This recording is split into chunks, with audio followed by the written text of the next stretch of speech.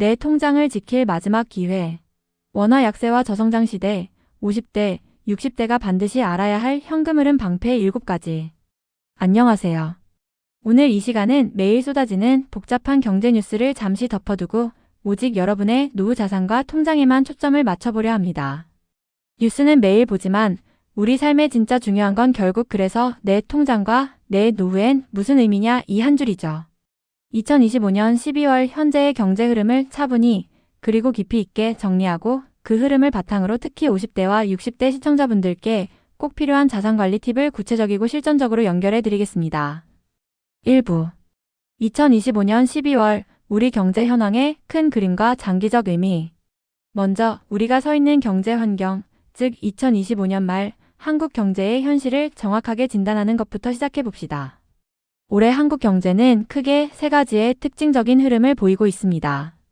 바로 성장은 둔화, 물가는 2%대 고착화, 금리는 멈춤 속도 조절입니다. 이 세 가지 흐름이 앞으로 수년간 여러분의 자산 포트폴리오를 설계하는데 가장 중요한 이정표가 될 것입니다. 1. 금리 고금리 시대 이후의 속도 조절기 진입. 우리가 지난 몇 년간 겪었던 급격한 기준금리 인상 사이클은 분명히 끝났습니다. 한국은행은 11월 말 기준금리를 연 2.5%로 동결했으며 이는 지난 7월 이후 4차례 연속 동결 결정입니다. 이 멈춤의 의미는 매우 중요합니다. 중앙은행은 앞서 금리를 여러 차례 내리긴 했지만 당장 또 내리기보다는 경제 성장 속도와 금융시장의 안정성을 더 신중하게 지켜보겠다는 입장입니다. 글로벌 경제의 불확실성이 여전히 크고 특히 미국 연방준비제도 패드의 통화정책 방향이 불분명한 상황에서 섣불리 금리를 더 내렸다가는 자칫 환율 변동성 확대나 수도권 부동산 가격 불안정을 초래할 수 있기 때문입니다. 우리에게 익숙했던 고금리 시대는 지났지만 저금리로 시원하게 돌아가는 속도 역시 빠르지 않다는 뜻입니다. 이는 안정적인 이자 수입에만 의존하던 자산관리 전략은 이제 힘을 잃었다는 것을 의미하며 동시에 고금리 부채 상환의 부담은 여전히 완전히 해소되지 않았다는 현실을 반영합니다. 2. 끈질긴 체감 물가의 역습과 환율 발 인플레 우려. 두 번째는 물가 상황입니다. 11월 소비자 물가 상승률이 전년 대비 2.4%로 발표되었습니다. 이 수치는 한국은행의 물가 안정 목표치인 2%를 석 달 연속 웃돌고 있습니다.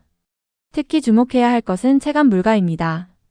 전체 물가 상승률이 둔화되더라도 우리가 매일 소비하는 식료품, 외식비, 서비스 물가가 끈질기게 내려오지 않고 높은 수준을 유지하고 있기 때문입니다. 자주 구매하는 품목 위주로 구성된 생활물가지수는 2.9% 상승하며 1년 4개월 만에 최고치를 기록했습니다. 여기에 최근 원달러 환율 상승 여파가 가시화되고 있습니다. 환율에 민감한 석유류 가격이 5.9% 급등했고 수입 과일이나 생선 가격도 함께 오르면서 환율 발 인플레이션에 대한 우려가 커지고 있습니다. 이러한 고착화된 물가 상승은 은퇴를 앞둔 50대와 60대에게 치명적입니다. 매월 고정적으로 들어오는 연금이나 이자 수입의 실질 구매력을 지속적으로 갉아먹기 때문입니다.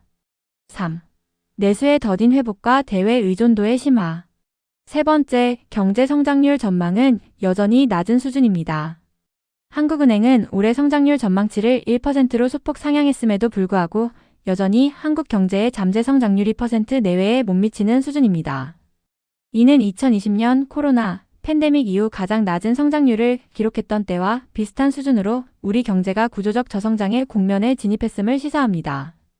반도체를 중심으로 수출이 양호한 흐름을 보이고 있음에도 불구하고 높은 가계부채와 물가 부담으로 인해 내수 회복이 더디다는 진단이 지배적입니다. 게다가 미국, 중국, 일본 등 주요국의 통화정책과 무역 갈등이 복잡하게 얽히면서 우리 경제는 대외 변수에 더욱 민감해지고 있습니다. 4. 환율 1,400원대 후반 고착화와 노후자산 리스크. 마지막으로 우리가 절대 간과해서는 안 될 핵심 변수가 바로 환율입니다. 최근 원화는 달러 대비 약세 흐름을 이어가며 1,400원대 후반에서 고착화하는 모습을 보이고 있습니다.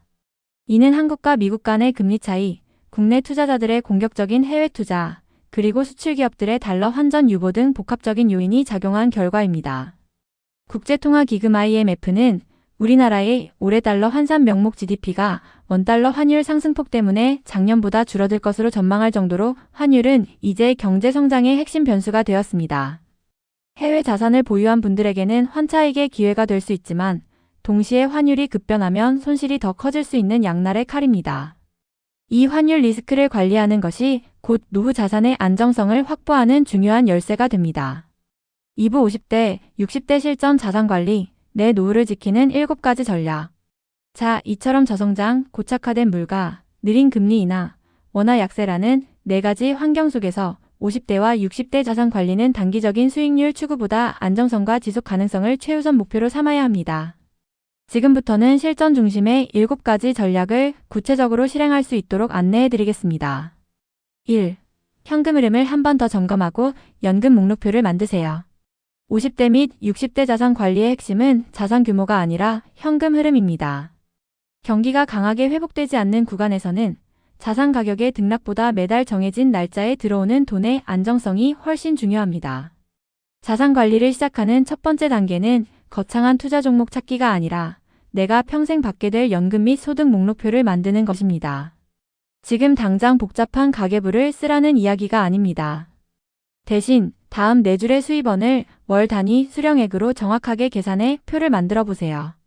공적연금, 국민연금, 특수징역연금 등 언제부터 얼마를 받는지, 개시 시점과 예상 수령액, 퇴직연금 IRP, DC, DB, 최종 퇴직 시 일시금 대신 연금으로 전환했을 때 월 수령액은 얼마인지, 노후 자금의 최대 파이, 개인연금 즉시 연금, 사적인 연금 수령액은 언제 시작되며 얼마를 받을 수 있는지, 기타 수입, 임대 수입, 배당 수입, 이자 수입 등 고정적으로 들어오는 다른 소득원은 없는지, 이 4줄을 바탕으로 스스로에게 가장 중요한 질문을 던져보세요. 내가 지금 은퇴해도 물가 상승을 고려하여 10년, 20년 이상 버틸 안정적인 현금 흐름이 나오나? 이 질문에 숫자로 답이 나와야 비로소 노후에 대한 불안감을 해소하고 장기적인 투자 전략을 세울 수 있습니다. 이 현금 흐름표는 노후 설계의 가장 확실한 지도이자 심리적 안정감을 주는 베이스 캠프입니다. 2. 고금리 부채부터 정리하고 빚을 소득보다 빠르게 줄이세요. 위험 요소 제거 가장 확실한 투자. 기준금리가 2.5%까지 내려왔어도 카드론, 신용대출, 그리고 이금융권 대출의 실질 금리는 여전히 높습니다. 50대와 60대는 소득이 줄어들거나 멈추는 시기이기 때문에 고금리 부채는 자산을 가장 빠르게 갉아먹는 암적인 존재입니다. 빚이 이자를 낳는 속도가 소득 증가 속도보다 빨라지면 노후 파산의 위험이 커집니다. 대출이 있다면 다음 순서대로 부채 청산 리스트를 만드세요. 금리 높은 순서대로 이자 비용이 가장 큰 부채부터 먼저 확인하고 대환 대출이나 조기 상환을 검토하세요. 만기가 짧은 순서대로 단기 부채를 먼저 정리하면 대출 건수를 줄여 심리적 부담을 해소할 수 있습니다. 투자 수익률이 대출 이자율보다 높을 것이다라는 공격적인 기대는 저성장과 고변동성 구간에서는 한순간에 위험해질 수 있습니다. 투자를 시작하기 전에 위험한 부채를 없애는 것이 곧 연 5% 이상의 확정 수익을 확보하는 것과 같습니다. 이는 가장 안전하고 확실한 투자입니다. 3. 예적금은 안전지대로 남겨두되 자금을 용도별로 쪼개세요. 유동성 관리의 기술, 비상금과 중기 목표 자금 분리. 금리가 내려오면서 예적금의 매력이 예전보다 줄어든 것은 사실입니다. 하지만 여전히 현금 및 현금성 자산은 노후 생활의 심리적 마지노선이자 기회비용을 포착할 수 있는 총알입니다. 비상 상황을 대비해 최소한 생활비 6개월치에서 12개월치는 언제든 꺼내 쓸 수 있는 안전자산으로 확보해 두어야 합니다. 다만 전체 자산의 너무 많은 부분을 낮은 금리의 예적금으로만 묶어두는 것은 물가 상승률에도 못 미치는 비효율적인 운용입니다. 자금을 3가지 용도로 명확히 나눠 운용하는 습관을 들이세요. 생활비 안전자금, 예적금, CMA, MMF 등 언제든 즉시 현금화 가능한 자산. 중기 목표 자금, 만기가 짧은 채권형 펀드, 안정적인 배당주, 혹은 3년 만기 ELSDLB 등 예금보다 약간 높은 수익을 기대할 수 있는 상품. 장기 성장 자금, ETF, 연금저축펀드 등 적극적인 성장성이 필요한 자산. 이렇게 용도별로 통장을 나누어 운용하는 방식이 자금의 안정성과 수익 추구의 효율성을 동시에 가져갈 수 있는 노후 자산 관리의 핵심 기술입니다. 4. 주식펀드는 배당과 분산을 최우선 가치로 삼으세요. 변동성 방어 포트폴리오의 안정화. 성장 둔화와 변동성 확대 국면에서 가장 위험한 투자는 몰빵 투자입니다. 50대와 60대 자산 관리의 핵심 목표는 수익률이 조금 낮더라도 폭락장에서 덜 흔들리는 포트폴리오를 구축하는 것입니다. 이를 달성하기 위한 기본은 삼겹 분산 전략입니다. 지역 분산 국내 주식과 미국 선진국 신흥국 등 해외 주식 ETF를 섞으세요. 스타일 분산 성장주택주뿐만 아니라 꾸준히 현금을 지급하는 배당 주고 배당 ETF를 포트폴리오의 중심으로 가져가세요. 배당은 시장이 흔들릴 때 현금 흐름을 지켜주는 든든한 방어선이자 재투자 수단이 됩니다. 자산 분산 주식, 채권 특히 장기 국채, 그리고 금이나 원자재 같은 대체 자산을 섞어 자산 간의 상관관계를 낮춰야 합니다. 주식과 채권은 일반적으로 반대 방향으로 움직이는 경향이 있어 변동성을 상쇄하는 데 효과적입니다. 투자의 정답은 내가 밤에 편히 잠을 잘 수 있는 수준의 비중입니다. 수익률을 조금 양보하더라도 변동성을 낮추는 것이 50대와 60대 자산 관리의 철학이 되어야 합니다. 해외 투자는 환율 변수를 반드시 관리하세요. 환 리스크의 양날의 칼 해지와 노출의 균형. 원화 약세가 이어지면 해외 자산 수익에 환차익이라는 덤이 붙어 도움이 되지만 반대로 원화가 갑자기 강세로 돌아설 경우 수익이 한 번에 깎이거나 손실이 커질 수 있습니다. 환율은 맞히는 게임이 아니라 철저하게 관리해야 하는 변수입니다. 따라서 해외 자산 비중이 일정 규모 이상 크다면 이를 두 가지 방식으로 나누어 환율 리스크를 해지하세요. 일부는 환해지 상품, 환율 변동과 무관하게 자산의 원래 가치만 따라가도록 방어합니다. 시장의 변동성이 클 때 안정성을 추구하는 비중입니다.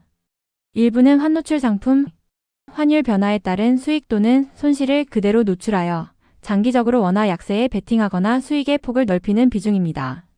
자산을 이렇게 나누어 관리하면 환율이 어느 방향으로 움직이더라도 한쪽에서 완충 작용을 해 전체 자산의 변동성을 줄이고 안정적인 포트폴리오를 유지할 수 있습니다. 6. 부동산은 가격 상승 기대보다 실질 현금 흐름을 보세요. 부동산 제조명 현금 창출기로서의 가치.